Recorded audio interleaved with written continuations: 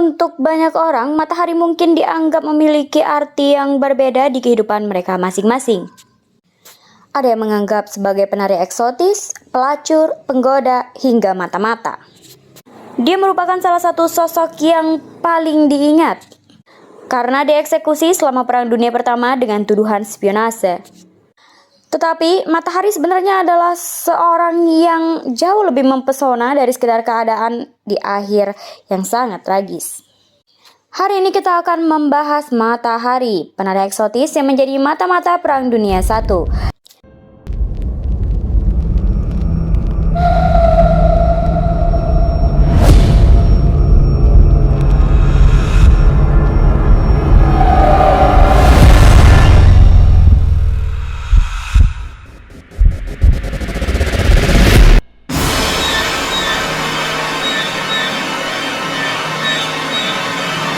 Margaretha Gerta Zell adalah wanita yang setelahnya akan disebut sebagai Matahari.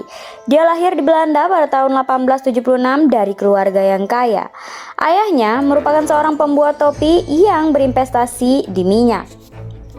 Selama 13 tahun pertama di hidupnya, Zell mengenakan gaun mewah dan menjalani gaya hidup yang mewah. Namun, keluarganya kehilangan semua uang mereka pada tahun 1889 dan ibunya meninggal pada tahun 1891. Dia kemudian dikirim untuk tinggal bersama ayah baptisnya dan mendaftarkannya di sekolah. Di Belanda, Zell mengalami skandal pertamanya di usia yang cukup muda dan ini merupakan skandal utama dan pertama yang menentukan hidupnya. Kepala sekolahnya mulai menggodanya ketika dia berusia sekitar 15 tahun. Karena rayuannya, Zell pun akhirnya ditarik dari sekolah sehingga mengakhiri ambisinya untuk menjadi guru taman kanak-kanak. Setelah kejadian tersebut, dia melarikan diri ke rumah pamannya, di mana di situ dia tinggal selama beberapa tahun ke depan. Dengan kehidupan rumah tangga yang tidak stabil, Zell memutuskan untuk mengarahkan pandangannya ke luar Belanda. Di usianya yang 18 tahun, dia pun mengambil langkah yang cukup berani. Dia melihat iklan di surat kabar sebagai pengantin wanita.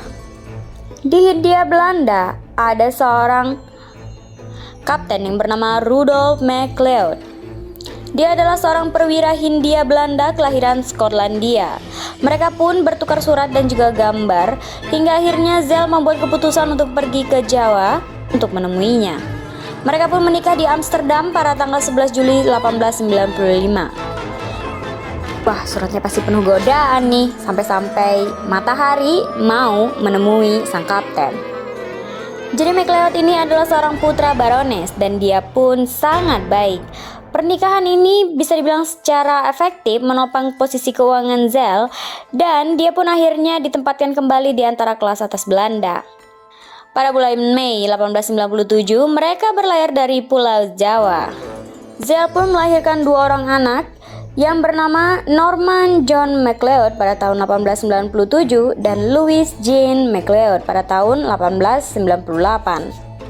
Sayangnya, keputusannya untuk berlayar ke Indonesia dan menikah dengan seorang yang tidak dikenalnya merupakan pertaruhan yang luar biasa dan membuatnya kecewa. Rudolf, suaminya, usianya kira-kira 2 kali usia Matahari. Dia merupakan pecandu alkohol dan suka melakukan kekerasan fisik terhadap istrinya. Istrinya disalahkan karena kegagalannya untuk mendapatkan promosi. Keadaan menjadi sangat tegang sehingga Zell pun pergi. Saat itulah dia mulai mempelajari budaya lokal dan mempelajari bahasa Indonesia. Dia pun menyibukkan diri dengan menari. Ternyata itu merupakan investasi di masa depan dan menjadi kemandiriannya. Saat itu juga dia memberitahu keluarganya di Belanda kalau dia mulai menggunakan nama artistik Matahari. Ini merupakan langkah yang berani.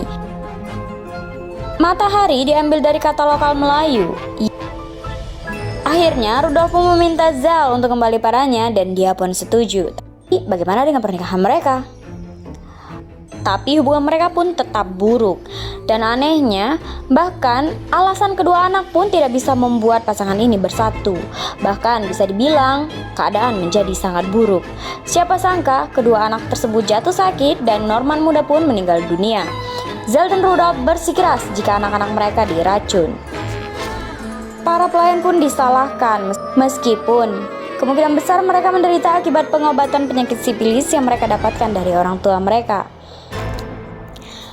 Keluarga ini pun kembali ke Belanda dan Zell dan Rudolf berpisah pada bulan Agustus 1902. Ketika mereka akhirnya bercerai 4 tahun kemudian, dia pun diberikan hak asuh atas satu-satunya anak mereka yang masih hidup. Tapi Rudolf diharuskan membayar tunjangan anak. Namun Rudolf tidak melakukannya, karenanya Zell pun berjuang untuk menafkahi putrinya. Suaminya pun berusaha keras untuk memastikan jika perjuangan Zell itu menjadi semakin sulit. Sebisa mungkin dia memasang iklan di koran lokal dan memperingatkan orang-orang untuk tidak membantu Zell. Dia membuat perpisahan itu menjadi sangat sulit. Zell pun akhirnya mengembalikan anaknya kepada suaminya tanpa harus merawat putrinya. Dia pun akhirnya mempercayai kalau tidak ada lagi yang tersisa untuknya di Belanda, hingga dia pun mengarahkan pandangannya ke Paris. Setelah perceraiannya, Zell harus menemukan cara untuk menghidupi dirinya sendiri secara finansial. Jadi dia pun menjadi pemain sirkus di Paris.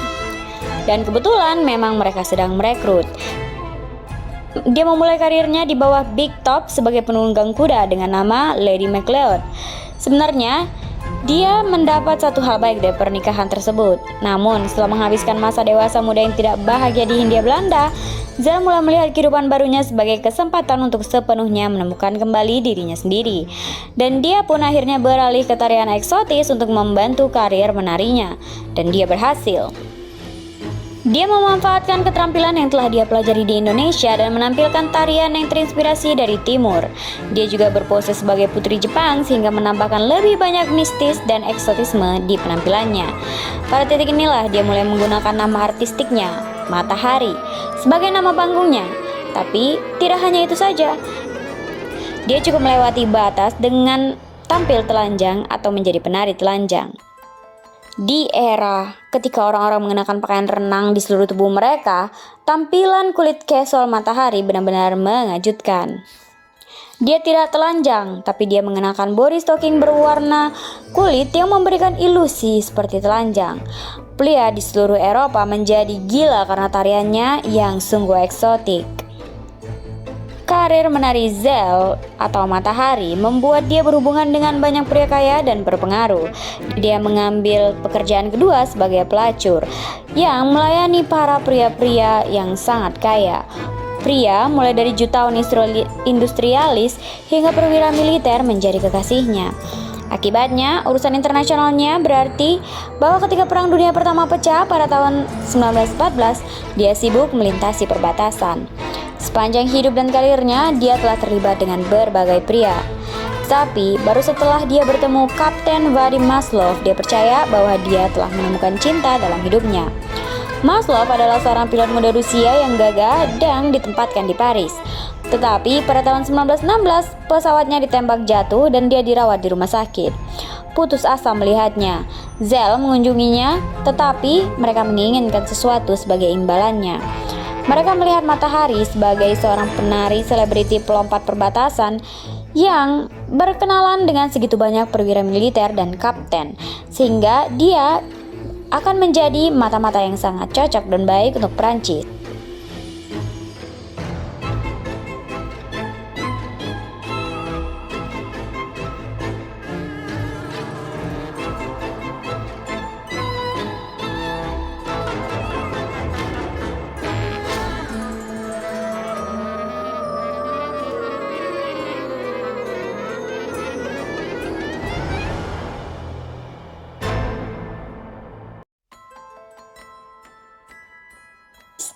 Demi cinta dan uang, Zell pun melakukannya.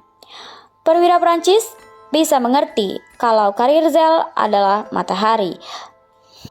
Dan kontak internasionalnya mungkin berguna untuk mereka selama perang.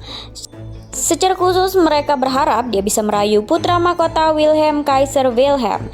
Dia adalah seorang putra dan pewaris kedua.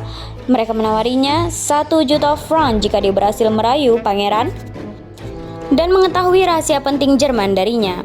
Jadi Matahari memulai karir mata-matanya untuk Perancis dengan tujuan merayunya untuk naik ke peringkat Jerman. Kemampuan Zell untuk melintasi perbatasan sangat berguna bagi Perancis. Tapi pada akhirnya mulai menimbulkan pertanyaan bagi para pejabat di negara-negara Eropa lainnya. Mereka sampai di titik ketika dia benar-benar ditangkap dan diinterogasi oleh petugas Inggris pada tahun 1916. Dan dia baru dibebaskan ketika dia mengaku sebagai agen Prancis. Karir singkat Matahari sebagai mata-mata berakhir pada tahun 1917 ketika dia ditangkap oleh polisi rahasia Perancis setelah mereka mencegat sebuah pesan Jerman yang mengklaim kalau dia adalah agen ganda. Pesan tersebut mengungkapkan kalau dia telah menerima uang untuk berbagi rahasia Perancis dengan seorang perwira Jerman di awal perang. Zell tidak menyangkal hal tersebut. Transaksi telah terjadi, tetapi dia bersikeras jika dia tidak berbagi apapun yang berharga dengan Jerman. Selanjutnya, setelah dia ditangkap di kamar hotelnya di Paris, pihak berwenang mengalami kesulitan mengumpulkan bukti spionase pengkhianatan. Jadi mereka pun menggunakan kisah hidupnya untuk melawannya. Selain itu, fakta bahwa dia menerima uang dari seorang perwira Jerman untuk bantuan seksual memberikan bukti kepada jaksa untuk menuduhnya sebagai mata-mata yang bejat. Meskipun kurangnya bukti material, serangan terhadap karakternya terbukti berhasil. Bagaimanapun, dia mengakui telah menjual rahasia pemerintah kepada Jerman, terlepas dari berapa pentingnya rahasia tersebut. Menurutnya, bagaimanapun, sebuah berkas di arsip negara Prancis menunjukkan bahwa Zell mungkin tidak bersalah atas kejahatan yang dituduhkan kepadanya. Ternyata, upaya rayuannya terhadap perwira Jerman itu tampaknya sangat ceroboh, sehingga petugas itu langsung melihatnya sebagai mata-mata amatir. Upayanya untuk mendapatkan informasi yang berguna darinya mungkin juga menjadi berat. Zell kemudian menekankan kalau dia hanya memberinya informasi dan gosip usang dengan harapan dia akan mengungkapkan rahasia yang signifikan. Petugas itu melangkah lebih jauh dengan mengidentifikasi dia sebagai agen, tetapi tidak jelas sejauh mana dia secara aktif memata-matai Jerman, atau apakah dia hanya dianggap sebagai aset untuk menyebarkan intel yang buruk. Menurut beberapa catatan, pesan Jerman terlalu mudah diterjemahkan oleh Perancis, membuat beberapa sejarawan menyimpulkan kalau dia telah diatur oleh Jerman untuk diadili karena spionase. Seorang sejarawan percaya jika dia benar-benar tidak bersalah, dan mungkin menjadi kambing hitam bagi pemerintah Perancis yang sedang berjuang dengan perang yang belum pernah terjadi sebelumnya. Di pagi hari tanggal 15 Oktober 1917, Greta alias Matahari dibawa ke regu tembak. Seperti kebiasaan eksekusi mati, dia ditawari penutup mata tetapi dia menolak. Matahari pun memberikan ciuman perpisahan kepada regu tembak yang sebentar lagi akan mengakhiri hidupnya. Setelah dia dieksekusi, tak satu pun dari keluarganya mengklaim tubuhnya. Jadi jenazahnya pun diperuntukkan demi penelitian medis. Kepalanya benar-benar dicopot dan disimpan jauh di dalam arsip. Museum Anatomi Paris pada tahun 2000 menemukan jika kepalanya telah hilang. Hingga hari ini tidak ada yang tahu persis apa yang terjadi padanya. Mungkin saja dia kembali bekerja. Tak seorang pun akan mencurigai kepala tanpa tubuh sebagai mata-mata, bukan? Sangat pintar Matahari. Jadi, apa yang kalian pikirkan? Apa kalian ingin menjalani kehidupan seperti Matahari?